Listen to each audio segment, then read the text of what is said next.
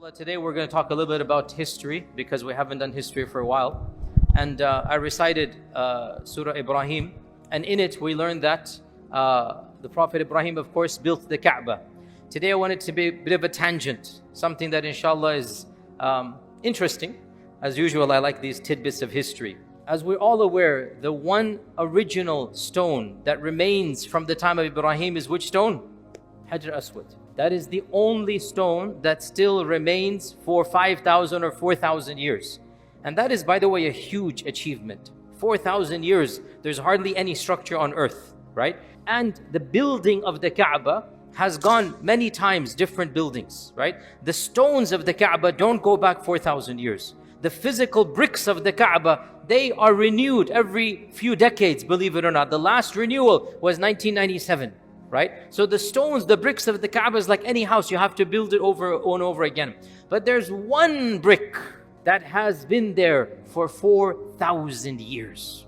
And that is, of course, the Hajr-e-Aswad. Today's brief khatir, I'm going to give you some interesting facts about the Hajr-e-Aswad that a lot of people perhaps are not aware of. Obviously, there's pre-Islamic, there's Seerah, and post-Islamic. Pre-Islamic, what we know is that from our tradition, Jibreel alayhi salam brought the Hajr-e-Aswad to Ibrahim alayhi salam. It is a stone or a rock that is coming from up above. It is not something from this earth. It is a blessing Allah gifted to Ibrahim alayhi salam. And that's why the people preserved it. That's why every time the Kaaba was rebuilt, they kept the Hajr-e-Aswad. The other stones kept on, but the Hajr-e-Aswad, they kept it even pre-Islam. They knew this was a special Hajr. And the Hajr-e-Aswad, of course, we begin and end our tawaf at Hajr-e-Aswad. And our Prophet ﷺ, we know that he was the one who lifted it up and put it in its place. Now, one incident happens before the seerah, and that is, there was a civil war around 100 years before the Prophet ﷺ, the tribe of Jurhum and the tribe of Khuza'a. And in this civil war, when Jurhum exited Mecca, they wanted to destroy the Kaaba as an animosity, as an act of, okay, if you're going to kick us out, we're not going to leave anything here. They wanted to get rid of the Hajr-e-Aswad. They wanted to, and they were the ones who got rid of the Zamzam well. Remember the story of Abdul Muttalib rediscovering Zamzam? Well, in that incident, when they covered up Zamzam, they also destroyed aspects of the Kaaba and they pulled the Hajr-e-Aswad out. They pulled the Hajr-e-Aswad out and they buried it far, far away. It was Allah's qadr that a lady was hiding for her life. She was spared because they didn't know she was there, and she saw where they hid Hajr-e-Aswad. So as soon as Jurhum came, she said to them, I have seen it. And so the Hajr-e-Aswad was gone for a short period of time. It was then returned. In the time of the Prophet ﷺ, we're all aware what happened. He lifted the Hajr himself and he put it in. Now, some scholars say that when Jurhum removed the Hajr-e-Aswad, they had to hit it such that either it broke or it was weak and eventually it would break. Because we're going to get to this point. A lot of people don't know this. So we are not 100% certain. Was it already broken, or the crack that they did when they took it out, it kind of made it damaged such that it was susceptible to being broken. So the Prophet ﷺ put it back, as we know, and it remained there until the time of Abdullah ibn Zubayr. What happened in the time of Abdullah ibn Zubayr, I went over this over here and in my library chats that I have on my YouTube channel, that Abdullah ibn Zubayr, the Umayyads attacked the Kaaba. Al-Hajjaj ibn Yusuf attacked the Kaaba and he threw catapults. The Kaaba was burnt. And the Hajr-e-Aswad was damaged. The Hajr-e-Aswad was damaged. Abdullah ibn Zubayr, for the first time, decided that we can't just leave the Hajr as a brick. So he was the first person to put that silver container around it. You all know that silver container, right? You all know that silver receptacle. Abdullah ibn Zubayr was the first person to say we need to protect the Hajr-e-Aswad from any future attack. So he put it inside of like a case. That's the case that you see. The idea came from Abdullah ibn Zubayr. That was the first time the Hajr-e-Aswad was put, and they say it was a case made out of alloys of silver and of other elements put together. Whatever he had, he just made it an icon or a case to put over there. That case remained until the time of Harun al-Rashid. Harun al-Rashid comes around 190 Hijrah. He does tawaf around the Kaaba and he sees this Hajr-e-Aswad, and the same alloy and the same metal that Ibn Zubayr had put 150 years ago, 130 years ago, and it's decrepit, decayed, rusty. So he says, I need to build it again. So Harun al-Rashid spent a mini fortune, and he put 100% silver and like the most expensive material, because you have to remember, Ibn Zubayr, they didn't have access to what Harun al-Rashid had access to, right? Ibn Zubayr is, relatively speaking, in terms of civilization, don't misunderstand me, relatively primitive. I mean, they don't have, as for Harun al-Rashid, this is Baghdad. This is the city of 1,001 nights. This is the pinnacle of the Muslim empire. So the craftsmen and the skills and the technology has gone leaps and bounds. So Harun al-Rashid is the one who makes that shape that we're familiar with, right? That beautiful shape and that alloys. This is Harun al-Rashid in 190 Hijrah. So Harun al-Rashid makes that, and he then, covers the Hajr-e-Aswad in this regard. Then 317 Hijrah, a tragedy happens. Now, if you don't know this tragedy, I'm sorry that I have to be the one to tell this to you, but this is history. I don't change history. It is what it is. And I keep on saying, there's a statement you should memorize from me. Our religion is divine, our history is human. Our religion is divine, our history is human. In the year 317 Hijrah, there were many different schisms and groups, many different sects and ideologies. And one of the most fanatical sects, one of the most extreme, right-wing, literally like killing and murdering and mayhem, it was a breakaway of Ismaili Islam that called themselves the Qaramita, the Karamatians in English, the Qaramita. Now, Ismailism is one of the branches of Shi'ism. Very briefly, you have 7er Ismaili, you have 12er Ithna Ashari, you have 5er Zaydi. These are the main 3 branches of Shi'ism. And Ismailism is considered to be, from our perspective, the farthest to us. It's always been the case. And within Ismailism, there are many different branches. And in our times, all of you are aware, you have the Nizari Aga Khani branch, you have the Bohra branch, you have the Duruz as well. The Qaramita were the most extreme of the Ismailis, the most extreme.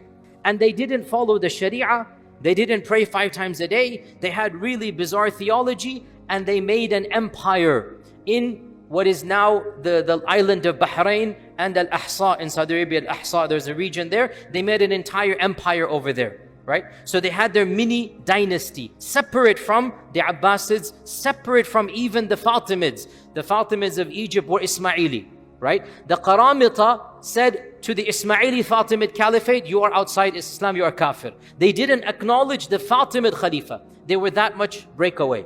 And they started fighting the Abbasids. And the Abbasids were weak. This is now, 317 Hijrah. The Abbasids are a complete disaster at this stage. So the Qaramita take over much of the Abbasid empire. They surround Kufa. They were about to take over Kufa. They attempted to attack Baghdad, and they succeeded in attacking Mecca. In the year 317, they launched a surprise attack on Mecca itself. And during Hajj, this is one of the saddest times of our Islamic history, early Islamic history. During Hajj, they killed 20,000 Hujjaj. They massacred the Hajj of that year, killed them. It is said blood was flowing in the Haram. Astaghfirullah, they filled the bi'r of Zamzam with dead bodies. You could not drink Zamzam for months after this. They filled the well of Zamzam with dead bodies. Their leader uttered kufri statements on top of the Kaaba. I don't want to repeat them. You can look up books of histories. Vulgar kufri statements. And he commanded the Hajr-e-Aswad be taken out. They attempted to remove it, but Harun al-Rashid had placed it so solidly, they could not remove the metal. They couldn't remove the silver. So they began hitting the Hajr-e-Aswad with an axe. And they caused the Hajr to crumble. And they then took the Hajr in a bag. Crumbled now, pebbles. And they went to their land far away, Qatif, Ahsa, in that region. And they built, I'm sorry to tell you this, this is history. They built another Kaaba over there. And they put the Hajr over there. And they demanded the people do tawaf of that Kaaba. And the people refused, their own people in that region. So they fought their own people and killed another few thousand of their own people. For 22 years, there was no Hajr-e-Aswad in Mecca. For 22 years, the Hajr-e-Aswad was in Qatif. And by the way, to this day, that region, and some say that actual structure they built, it is still present to this day. Some say, I have people that have gone there, acquaintances of mine, they have said they have seen it, wallahu a'lam. But for sure the region is still there, the land is still there. And for 22 years, the Abbasid Khalifa attempted to get it back, but their empire was too strong. They fought them back. The Abbasid Khalifa said, give me a price and I'll get it back. They refused. 50,000, 100,000 gold coins, like, $10 million. They refused. They did not want to give it. Until it is said the Fatimids interceded. Because the Fatimids were, they had animosity between the Qaramita, but at least they were one strand. So the Fatimids interceded through some treaty, because what was happening was the Fatimids were getting the blame that this is your group. And the Fatimids like, no, this is not our group, this is the Qaramita. It's not nothing to do with us. But because they were Ismaili, so the Fatimids were getting the blame that you guys are doing this. So the Fatimids felt the PR pressure, right? So the Fatimids intervened, they got involved with the Qaramita, and they made some type of treaty. The details are a bit vague, but the Qaramita then, it is said that, in the main mosque of Kufa, a bag was thrown in and said, this is the Hajr-e-Aswad. And so the pebbles were there. And so it was then brought back to the Haram in Mecca. And this is when, now again, this is a fact you should all be aware of. So now the Hajr-e-Aswad has been made into pebbles. It is no longer a stone, a brick. It has been into pebbles. They say there were 15, 20 such pebbles. So what the ruler of Mecca did, his name is known, what the ruler of Mecca did is that he made an ingot, he made like an alloy of tar and of metal and of other substances, and he placed pebbles into that ingot, into that mass, and then he put the silver around that. So the actual Hajr-e-Aswad is not the black ingot, the black stone that you see inside the silver. The actual Hajr-e-Aswad are small pebbles inside of that black structure. And if you look at any picture, and if Allah blesses you to ever kiss the Hajr-e-Aswad, make sure you take a look inside, and you will see small pebbles, each one of which is like this big. That is Hajr-e-Aswad. The bulk of the structure, sorry to tell you this, it's not the Hajr. And by the way, all of it, if you just kiss it or what, you've done your job. Let's not make the religion more complicated. You don't have to aim your lips straight for that small little pebble. Don't worry about it, right? Allah is Ghafoor and Rahim. It's not our fault. What can we do? It happened, it happened. But technically speaking, you should be aware that that big black mass that you see, 95% of it is just alloys. And that alloy is updated every 100, 200 years. I think the last one was done, if I'm not mistaken, King Abdul Aziz's time, like around 70, 80 years ago. They updated that because it's a human product. It's not divine, it's a human product. So it corrupts it, whatnot. And so that alloy, which is a mixture of tar and other metals to put it in, the Hajr-e-Aswad is put in, and apparently the 6 or 7 of those stones have gone inside. So you don't see them. And only 7 are visible. Majority of them are too small to even see. Only 3 or 4 are bigger than my finger, like one size of it, this much. 3 or 4, like one side of it, the other side is going to be that. So just imagine small rocks, right? That's how it's going to be. So the Hajr-e-Aswad then was put into this ingot from the year 329, don't quote me, but roughly 329 Hijrah onwards. Now, that remained. The Mamluks came, solidified it, but the structure remained as is until Sulaiman al-Qanuni. Sulaiman al-Qanuni was the greatest Ottoman Khalifa. He expanded the Khilafah of the Ottomans, he conquered places in Europe, and he spent millions or tens of millions of dollars on, I'm saying, yani his currency, on Mecca and Medina and on Jerusalem.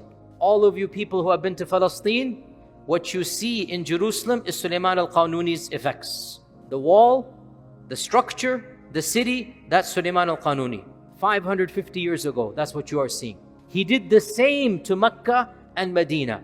And in Mecca, he completely, by the way, he never went to Mecca and Medina. None of the Ottoman Khulafa ever did Hajj. None of the Ottoman Khulafa did Hajj for reasons beyond the scope of this khatira, none of them came to Mecca to do Hajj. Sulaiman al-Qanuni did not do Hajj. But he spent a fortune on Mecca and Medina. And in fact, if you went to Mecca before 1980, you would have seen some of the original structures of Sulaiman al-Qanuni until 1980. He was the one who made some, plaques around the Kaaba to walk and do tawaf. He made some of the structures, some of the doors. He also built the mihrabs. You would have seen some of the original structures before. Then 1980, they did their expansion and whatnot. So then you will find them in the Museum of Mecca, you will find. But 550 years ago, now, because he spent such a fortune, he did not go to Mecca, but he wanted to see the Hajr-e-Aswad. So what did he do? They brought the Hajr-e-Aswad to him. But not all of it, 5 pieces. They bought 5 pieces from this ingot, because he redid it again. He got rid of the tar and the metal, and then he redid it all over again. And when he redid it all over again, he's Sulaiman al-Qanuni. So he just took 5, put it in his pocket, metaphorically. Obviously, he didn't put it in his pocket. He's in Istanbul. But it was brought to him in Turkey, in Istanbul. And Sulaiman al-Qanuni, his main architect, some of you should know this. Who was his main architect? Sinan. Sinan, the person who built like half of Istanbul is Sinan, right? Everywhere you go, you find Sinan, Sinan, Sinan, right? Sinan decided, the wazir of that time, Mehmed Pasha, the wazir of that time, Mehmed Pasha, decided that he will build a special masjid to house the 5 stones from the Hajr-e-Aswad. So he built a masjid called Masjid Sulaiman Pasha in Istanbul, standing to this day by Sinan. So Sulaiman Pasha financed his masjid. He was the vizier. And so being the vizier, however he got the stones, he got the stones. He got these 5 stones. Sinan built a special, beautiful masjid for the vizier, and at key places in the masjid, he put the Hajr-e-Aswad, or these 5 pebbles of the Hajr-e-Aswad. So when you walk into the masjid, one of them is there. When you're praying in the mihrab, one of them is there. When the khatib walks into the mihrab, the mimbar, one of them is there, right? So to this day, 5 stones of the Hajr-e-Aswad are in Istanbul. And a lot of tourists go, and they don't even know of this masjid, right? So I went there. You didn't go, it's not my fault. I went there. Well, can't take 100 people there. I went there, alhamdulillah. You just go there. It says Mehmed Pasha's masjid, and it's walking distance from Hagia Sophia. You just go there, and you can see for yourself the Hajr-e-Aswads, and these are extremely small. Just little pebbles, you'll find it over there. And you cannot touch them because they're very high up. And you just find it. You can see the architecture is pointing to that structure. So this what took place around 950 Hijri, yani 500 years ago.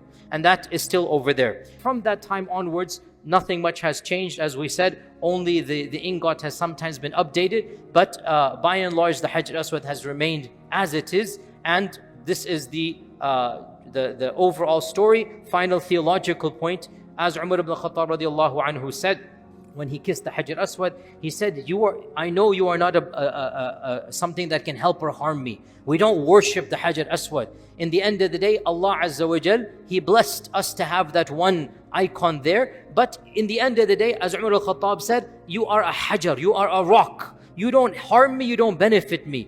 I only am kissing you because the Prophet ﷺ kissed you. So we have to be within our realm of Islamic Aqidah that yes, we do believe it is a special rock that Allah gifted to Ibrahim alayhi salam. It is also a historic rock. But in the end of the day, Allah is the one who blesses. And we just follow the sunnah of the Prophet sallallahu alaihi wasallam. So this is a short history of Hajr-e-Aswad. Inshallah, next time you kiss the Hajr-e-Aswad, make dua for all of us. And when you go to Istanbul, visit which masjid? Mehmed Pasha. Mehmed Pasha. Because it's the vizier's masjid. The vizier had built his own masjid. Not Sulaiman is the Qanuni. Sulaiman Qanuni is the Khalifa. The vizier built the masjid, inshallah. And with that, inshallah, we'll continue the time. Jazakallah khair. Assalamu alaikum.